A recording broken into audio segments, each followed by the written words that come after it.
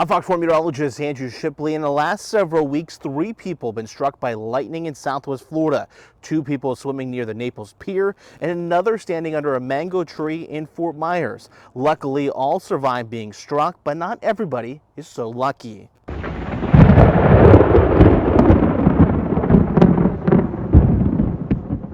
In the United States this year, 9 people have died after they were struck by lightning, 3 of them here in Florida. Our state is considered the lightning capital of the country, and according to the CDC, there have been more than 2,000 lightning strike injuries in the state in the last 50 years. And according to Cape Coral Fire Lieutenant Robert Rich, those injuries can be quite substantial. So it can interrupt the cardiac electrical activity. It can give you burn wounds from the entrance and the exit wound. And then if it does interrupt that electrical activity, getting bystander CPR or immediate CPR is critical. The National Weather Service says about 10% of people struck by lightning are killed, but the other 90% are left with various degrees of disability.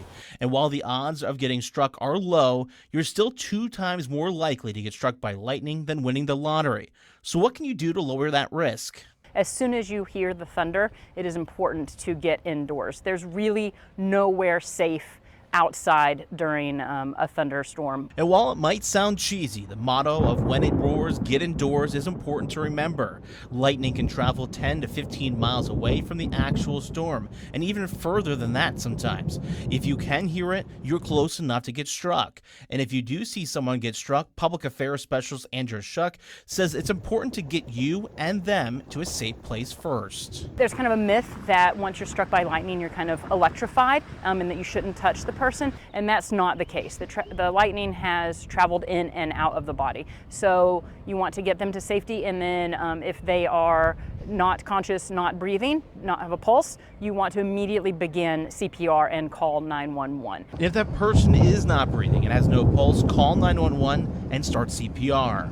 Kind of statistically, the person that you're going to do CPR on is somebody that you know, and so it's very important for you to have this life-saving skill. The Cape Coral Fire Department wants me to remind you that if you don't know CPR, they offer monthly classes where you can learn. Also remember, when it roars, go indoors. In Cape Coral, meteorologist Andrew Shipley, Fox 4.